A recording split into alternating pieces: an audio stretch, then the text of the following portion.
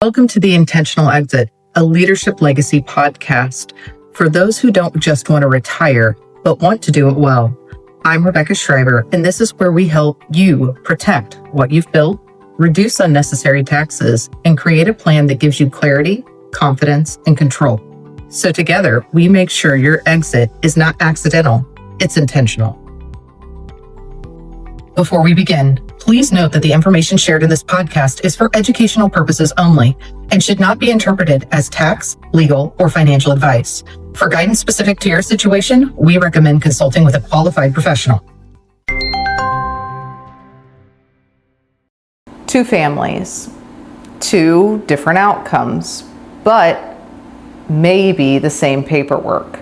So when we talk about our intentional exit, a lot of times what we're talking about is the difference between getting documents put together and actually having estate planning. So I want you to imagine in your mind for a second that you are staring at the day that your funeral takes place.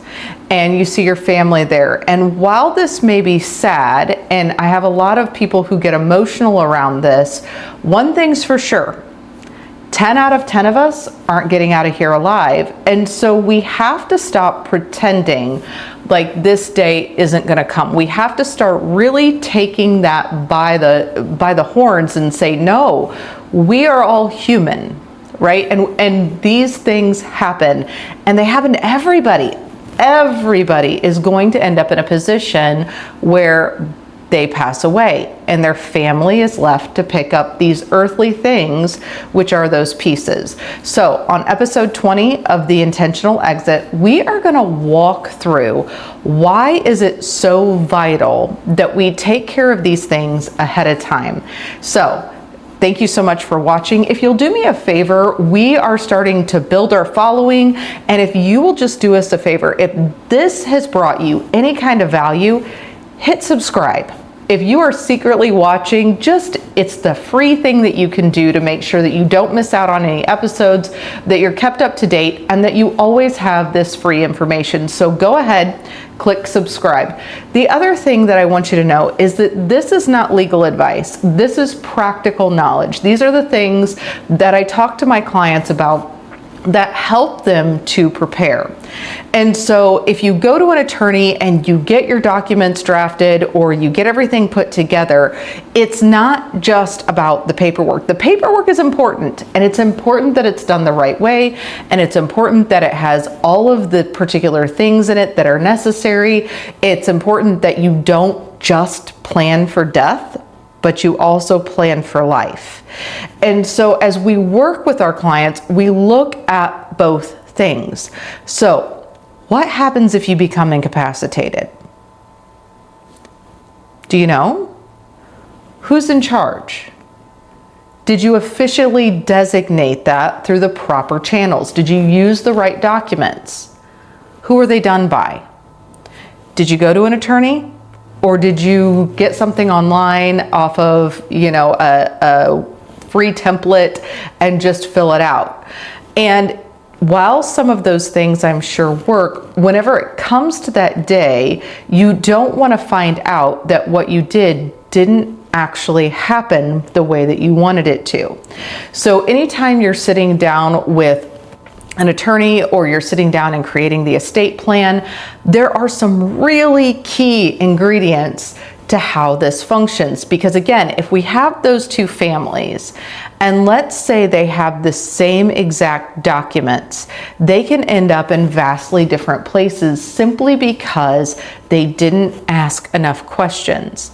It wasn't arranged in the most systematic way. It didn't have the structure behind it to make sure that their family ended up in a good place. And they might end up in an okay place, but if we're thinking about the way that we want to leave it behind, and it's just the change of a couple different sentences, wouldn't we want to make sure that our family was left behind in the most advantageous position?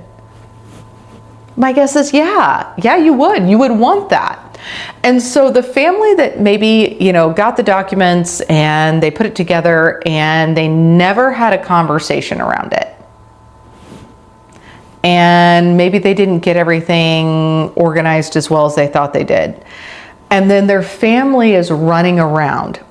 Your death has caused chaos as well as heartache, because even though you got your documents together, they weren't organized. And you didn't let the different places know that you had these documents. So you didn't take them to the bank, and you didn't take them to the county, and you didn't do those things, which leaves your family to pick up the pieces. It leaves your family in this chaotic state where they're trying to figure out, okay, how many bank accounts did they have? Did they have any credit cards? Now I know that they bought the car last year, but do you know, did they pay cash for it? Did they get a loan? And then there's always that surprise account. It never fails. There is a surprise account that it's like, oh yeah, I remember they opened up that savings account in order to be able to get the car loan, but nothing was ever done with it. And because it was only $100, nobody ever thought, oh, we should probably take care of that account too. And so you find your family trying to figure out how to pick up these pieces and figure out how to organize them and how to make their way through them. And maybe one person doesn't agree with the other. Maybe you weren't specific about who was going to be in charge. Maybe you weren't specific about how they got to handle things, or where they should handle things, or how they should handle things. And because you didn't get specific, the chaos kind of ensues, and they don't actually know what they're doing, they're guessing. But on the flip side, if instead of just leaving breadcrumbs and kind of pointing them in the right direction, you took the time to talk about how does it work out? What does that actually look like? I think one of the biggest gaps when it comes to estate planning is people don't ask enough questions. They don't ask, okay, what if? And then when they get the answer, what if this? And then if they get the answer, what if that? And so they kind of get it in their mind that it's going to work a particular way, and they build it around that instead of asking the questions about what if. So if I go and get a will, what does that look like? If I get a trust, what does that look like? Are those documents enough? Do I need other documents? Well, I know I've heard of a living will, and I've heard of a power of attorney, and I've heard of HIPAA, and I've heard of all of these different things. And so when they're sitting down with the person who's walking them through this, be it the attorney or whoever is helping them with this, they need to make sure that they're asking, okay, so if I get this particular document, whatever document that might be, and I become incapacitated, what happens? And then listen, and then ask a follow-up question. And then, well, if I pass away, who's in charge? Okay, and then what do they do? And what is the next step? And what happens after that? And then what? Right? Because the person who asks all of those questions does two things.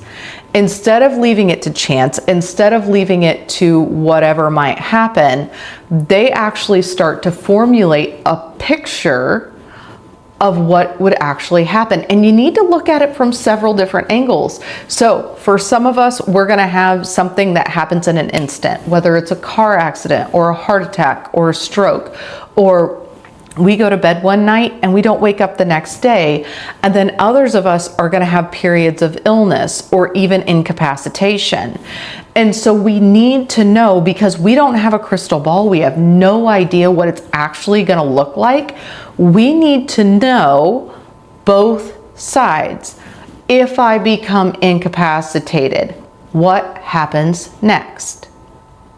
Did it play well with my financial plan? Did it play well with the taxes? Were there any things that I could have done ahead of time to try to make sure that whenever this does happen, I could put my wife or I could put my husband in a better position? What about the kids? What does that look like? And so we need to know, okay, who's going to be able to get into the bank account? Who's going to be able to get into the IRA? What about the 401k? Who's going to be able to sell my car if I no longer need it? Who's going to be able to sell my house? Will the state be able to come after my assets if I have to go into a nursing home? When does that happen? How does it look? And so I want to hand you the key today into making sure that when we're looking at this, you're asking enough questions. Make sure that you ask, if I give this person charge over my body, right? If I'm incapacitated and I can't answer for myself and I can't make decisions for myself, how do I know that this person is going to be in charge? What do I need? And by the way, if I didn't plan, what happens? So if we never met and I never put together a plan, then what would happen? What does that look like? What if I do nothing? Right? And then that way you have a very clear picture of both sides. Then whenever you talk about that, okay, well, what decisions can I make ahead of time? Some people want to make all the decisions. Some people want to know that, hey, when they make all of those decisions, they're going to be followed. Other people say, we have no idea what's going to happen, and I want to make sure that the person that I put in charge has the ability to make these decisions. And I want to give them guidelines, but I don't want my answers to be concrete because you never know what will come along. And each person handles these things differently. And then we need backups, right? If in anything that you, in your entire life, that you should have a backup, if you've got a backup jar of peanut butter sitting in your cabinet, you should probably also have a backup plan when it comes to your well-being and your estate plan, right? We need to have both. We need to know that we're able to take care of you while you're alive. Because if we don't take care of you while you're alive, if the people around you do not have a plan while you're alive, you've missed the boat, right? Because once you're gone, they have all kinds of things to take care of. They've got the stuff to take care of. But aren't you worth more than stuff? Yeah, you're worth a whole lot more than stuff. Of course you are. And we definitely want to take care of you. And you need to sit down and have the conversations with your kids. And you need to sit down and have it with your spouse. Hey, honey, by the way, if I become incapacitated, I don't know if I want to be on machines. Or maybe I do. Or I don't want to be resuscitated. Or maybe I do. And by the way, this is where I've saved my money, right? And this is where we would pay for those things. And by the way, let's go check with the bank and make sure you have access. Let's talk to our financial advisor and make sure that you have access. Let's do all of the little things that on the day that something goes wrong, add up to a blessing, right? Because imagine showing up, imagine your family showing up the day that the wrong thing happens and they have the tools. They have the actual tools to be able to take care of you, and they've had the conversations. Because the conversations are equally as important to the tools. The first thing is we have to put together the tools. We have to put together, what does it look like? How do we know what happens? We have to ask the questions. We have to walk through it. We have to work with people who do this every day. We have to work with the right professionals. We have to work with those attorneys. We have to work with all of those people to make sure that you have all the right parts and pieces. And when you have those conversations, ask the questions. And then from there, take the plan to your kids and say, hey, or your wife, or both, or your husband, or both, right? Do the things that are the extra, the thing that nobody wants to do and nobody wants to take time to do it anyway, okay? If I can implore you anything, I want you to do it anyway. Then when you sit down with your kids, tell them, hey, here's the safe, here's the combination to the safe, or hey, here's the key to the safety deposit box. By the way, I went to the bank and made sure that if something happens to me, you're able to get into it. Or if I'm incapacitated, here's the paperwork that you need to take to be able to go get into it, to be able to get to those important documents that are so vital to the day that something happens. Hey, by the way, I don't really want to go into a nursing home, but if I have to, this is where you would pull the money from. This is about how much I have. By the way, I do or I do not have a long-term care insurance policy. Hey, I did or did not ever, put together a type of legal document that keeps the state from coming in and coming after these things. Hey, by the way, I visited friends over in this particular long-term care facility and they seem okay. If possible, I'd like to go to that one. Or, hey, you know what? I would prefer that if possible, if you're able to take care of me, you take money out to be able to afford your life because I'm going to have to pay somebody anyway. I'd rather pay you.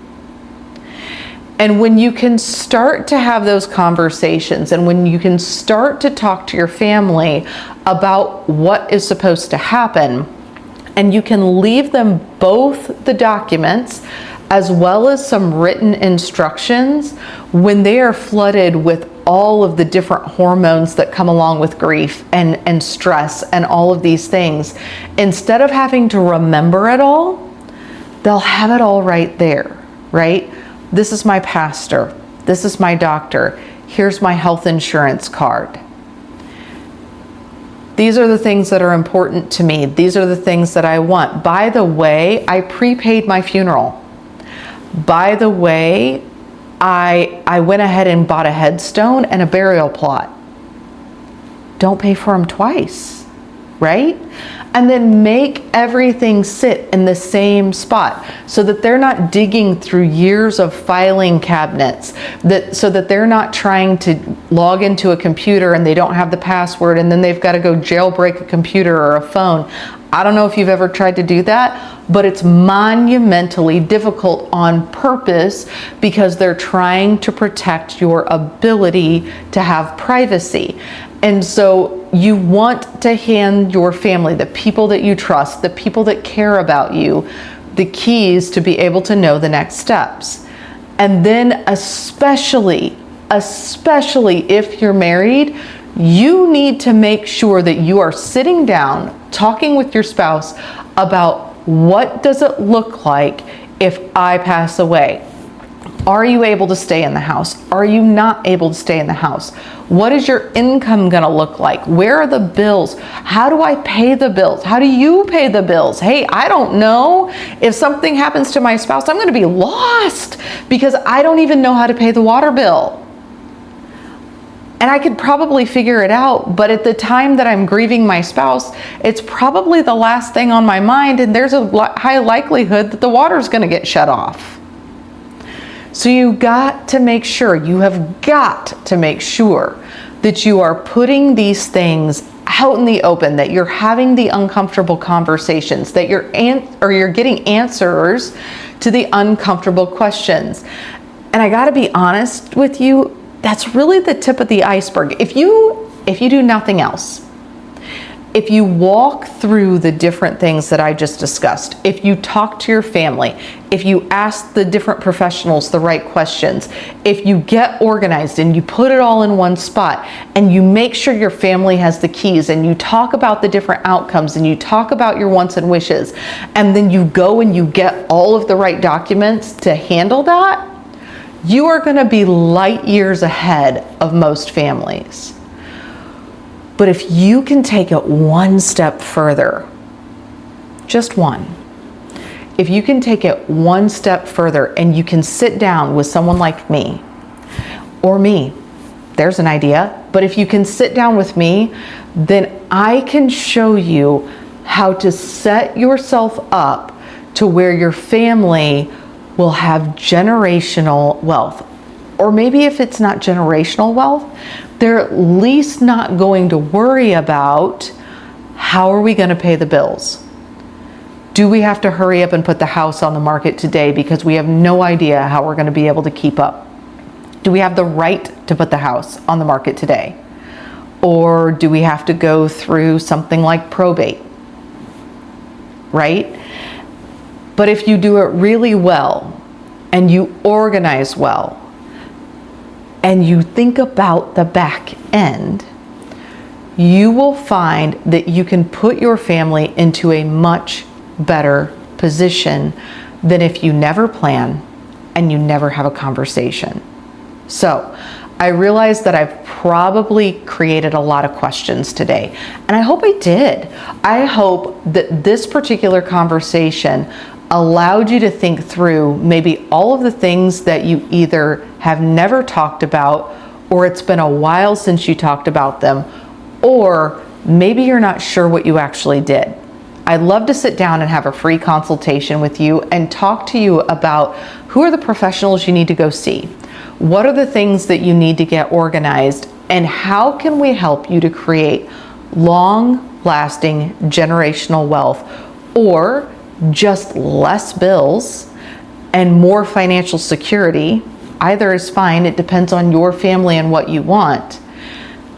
And then you can have some really good sleep at night because you're no longer going to wake up at 1 a.m. wondering if you've got this thing called estate planning under control, or if you only thought you did.